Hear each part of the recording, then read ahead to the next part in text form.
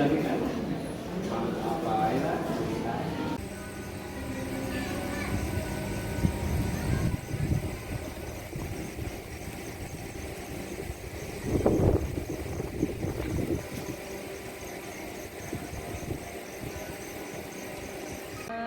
perceraian pada bulan Februari 2020 di Pengadilan Agama Jakarta Timur itu 418.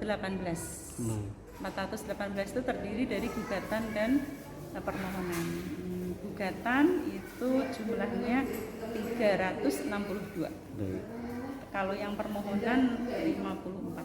Baik. Itu sebelum itu bisa permohonan waris, permohonan anak, penetapan wali itu ya.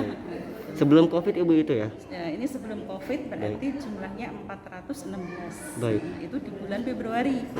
Kemudian di bulan Maret, April, Mei kami kan tidak menerima perkara. Karena lockdown istilahnya ya. Bukan lockdown sih. Kalau PSBB. Ya PSBB yang sidang-sidang sudah terjadwal tetap kita sidangkan.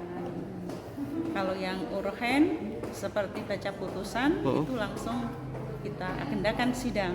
Baca putusan atau ikrar talak itu.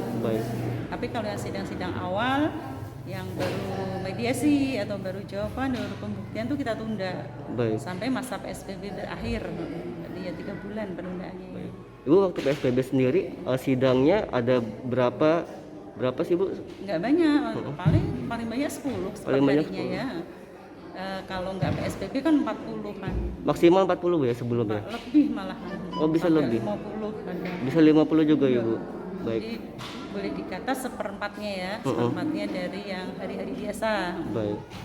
Terus setelah 3 bulan itu masa PSBB berakhir, bulan Juni mulai dibuka pendaftaran perkara. Baik. Ternyata melonjaknya drastis. Berapa itu Bu? Sampai 830 yang permohonan, yang gugatan, permohonannya 68. Di bulan? Bulan Juni. Di bulan Juni. Jadi baik. berapa itu jumlahnya? 830 tambah 68 sekitar 900-an. Ya, Baik. 900-an ya. Jadi 2 kali lipat berarti dari yang 400 tadi. Itu Juni Bu ya? Juni. Kalau Julinya berapa Ibu? Julinya hampir sama sih, tapi menurun sedikit. Menurun sedikit saja. Sekitar 700-an. Oh baik. Ini melonjaknya bisa 2 kali lipat berarti Bu ya? 2 kali lipat. Karena rata-rata saya lihat alasannya itu ekonomi. Suami di PHK, tidak memberi nafkah, sehingga terjadi pertengkaran kan. Sementara kan orang harus hidup ya, kalau nggak makan gimana kan. Banyak yang rata-rata itu ekonomi alasannya. Ini dampak Covid begitu Ibu? Iya, dampak Covid itu di ekonomi. Sangat banyak di antara alasan-alasan yang lain ya. Alasan yang lain sih ada juga yang selingkuh, terus KDRT, bisa saja karena ekonominya nggak cukup kan, suaminya KDRT apa kan, kita makan sementara istrinya kan nggak ada yang dimasak gitu kan, jadi pertengkaran. Faktor stres begitu Ibu ya? Ya bisa juga seperti itu. Oh baik. Yang terutama itu masyarakat menengah ke bawah ya. Jadi rata-rata sih kalau masyarakat menengah ke bawah itu ekonomi. Tapi kalau masyarakat menengah ke atas ya beda lagi. Selingkuh biasanya yang banyak itu.